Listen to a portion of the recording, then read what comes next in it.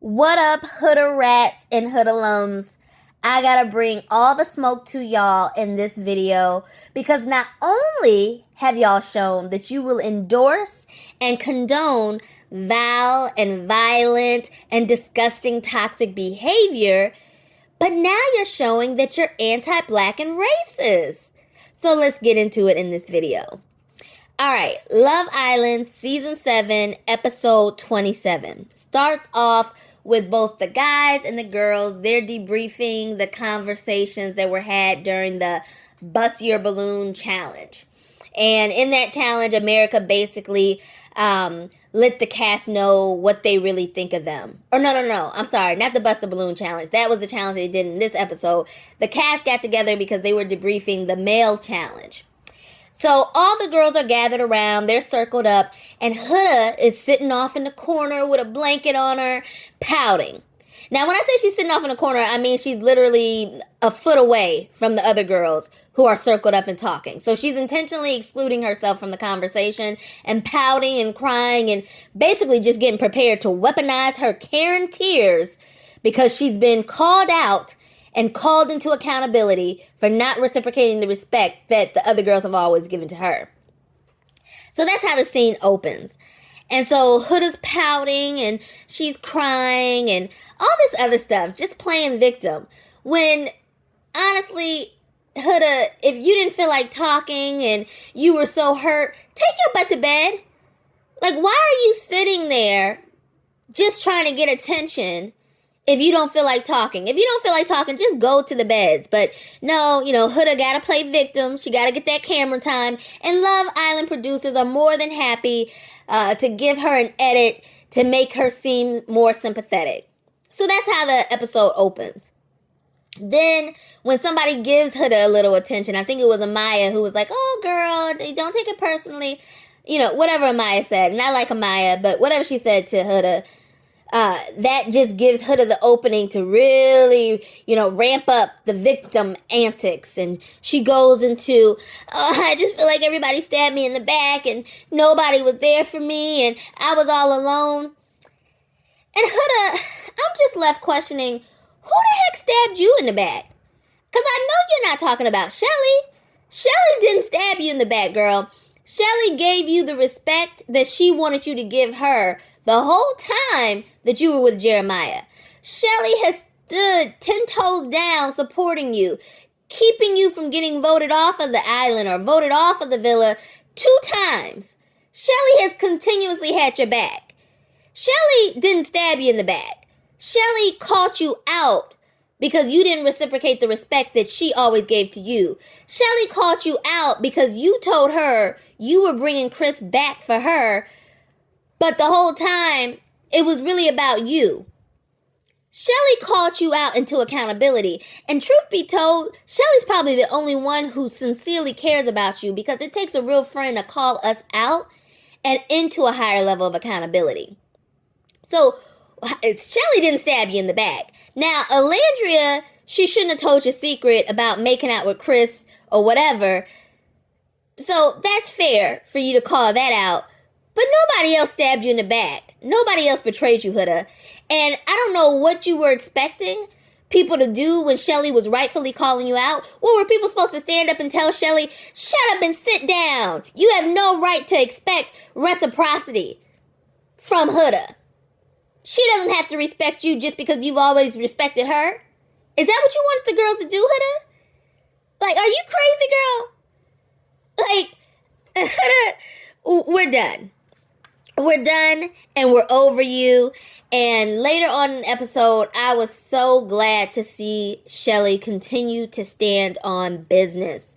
When she had the one-on-one conversation with Huda, I'm so glad Chelley didn't come offering Huda any undeserved apology or anything like that. I'm so glad Chelley continued to call Huda into accountability and basically call her out on her BS with Chris and her BS with Ace.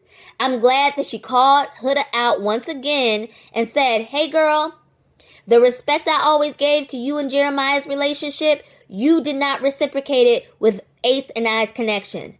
I'm glad Chelley stood on business and called her out on that. I'm glad when it came to Chris, Chelley stood on business and called Huda out and said, hey, you had a conversation with me and said that you were bringing Chris back to the villa so that I could continue to explore with him. But it was really about you. And when you flipped it and switched it up real quick, I didn't even have time to process that. Now, my question is for Love Island producers. Why didn't we see the original conversation when Huda told Chelley that she was bringing Chris back for her? Her meaning Chelley.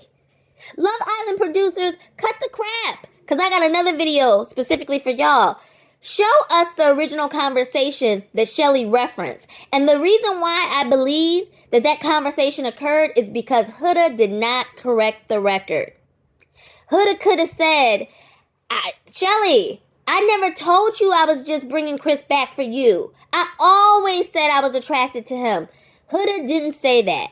So that leads me to believe there were two different conversations that occurred. One was Huda telling Chelley, hey girl, I'm going to bring Chris back for you to explore, and it still allows me to be partnered up with somebody. And Chelley was like, cool, bet. Then a second conversation occurred. That's the one that Love Island aired, and that was the switch-up conversation that Chelley was referring to. That's what I believe happened. Because even when Chelley is responding to the switch-up conversation, she's kind of like, oh, okay, cool. But Chelley says, like, the switch-up was so quick, I didn't even know what was happening. Which makes sense. Because I suspect that Huda and Chelley probably had the conversation about Huda bringing Chris back for her. And Chelley was like, all right, cool, bet. And then, yeah. So I'm just glad that Chelley stood on business and continued to call Huda out for that. I appreciate that so much about Chelley and want to applaud you, Chelley, and say good job, and do not be pressured and bullied into these... Don't be pressured and bullied into apologizing to Huda by these Hudarats and these Hudalums, even when you get out of the villa. So thank you, girl, for standing on business with Huda.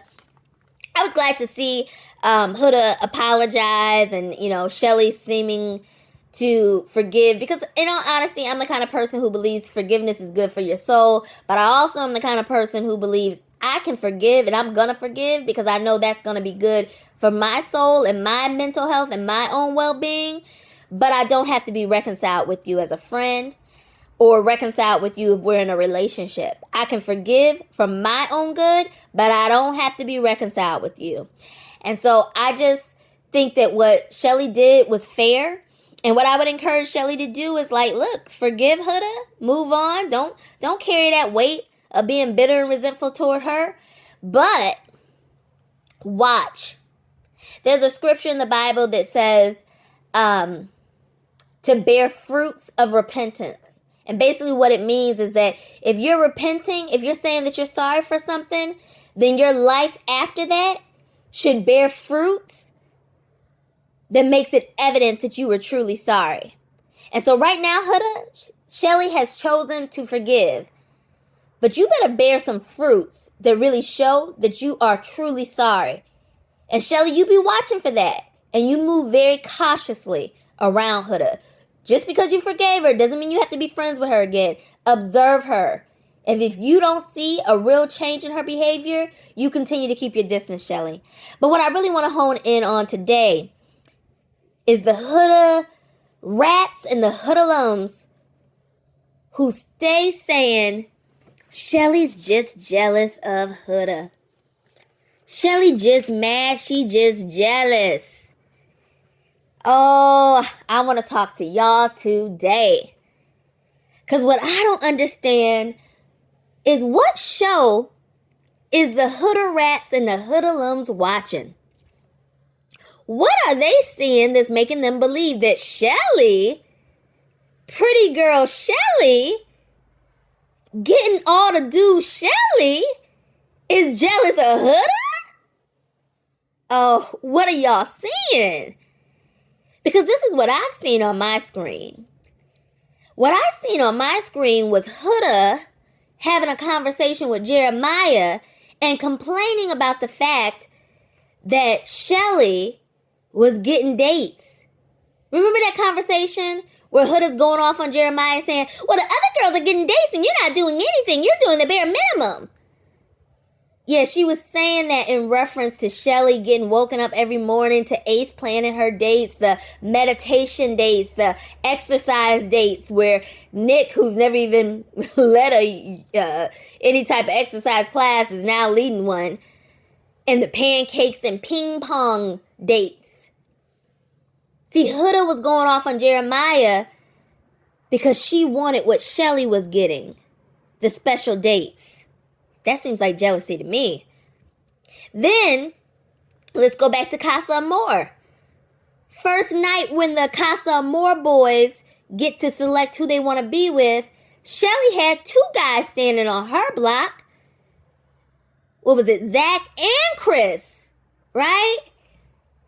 They wanted Chelley. Chelley had the first connection with Chris. Huda had JD. And so when JD basically told Huda, like, you're too dominant and I don't like the way you was kissing on me, then Huda pulled Chris and was like, is there anybody else that you want to pursue?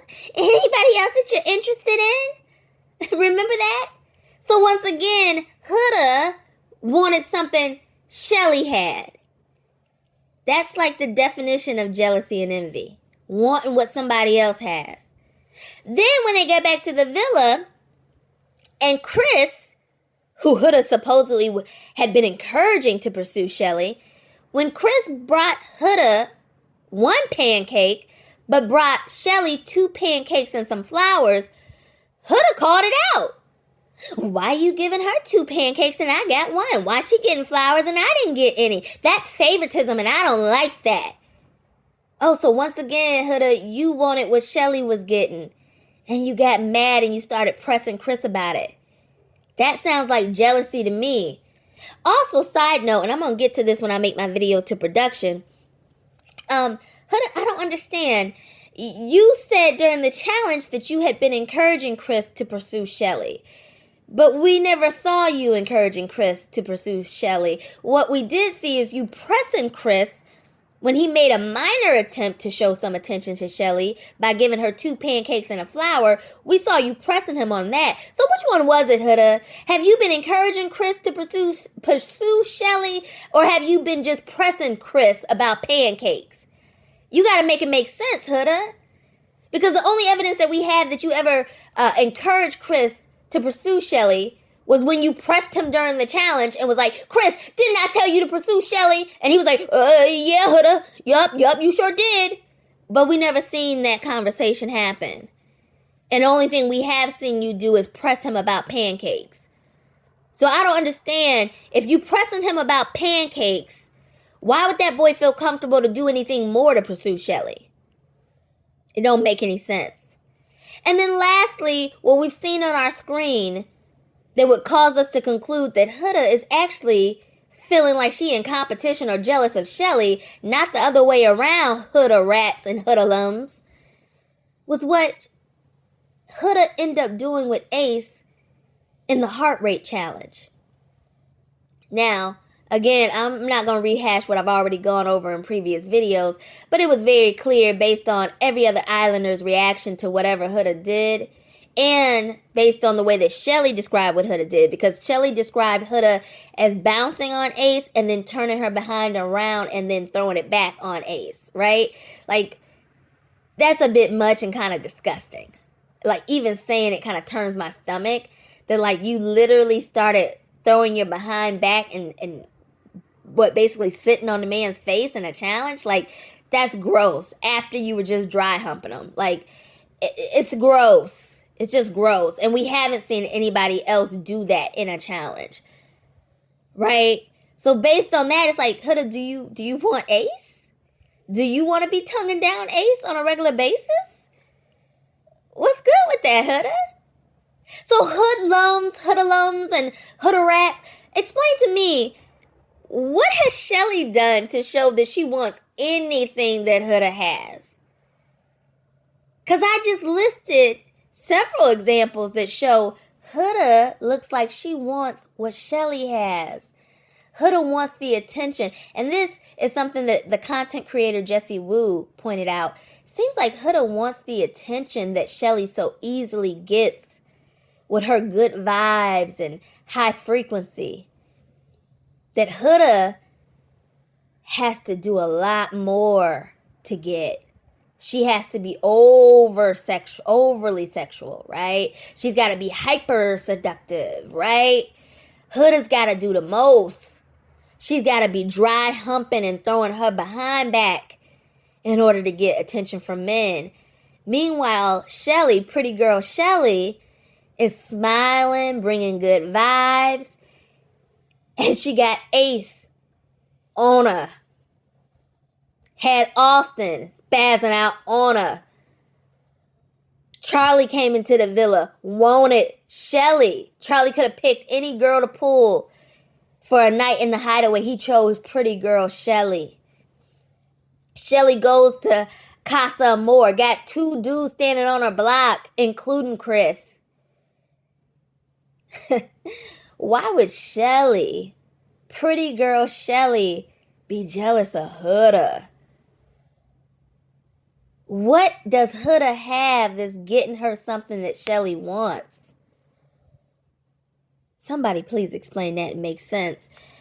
But see, here's what I think. I think the Hudalums and the Hudarats, they can't seem to wrap their mind around the fact that Huda might actually be jealous of Chelley. And so they keep trying to push this narrative that Chelley must be jealous of Huda. Chelley must be jealous of Huda.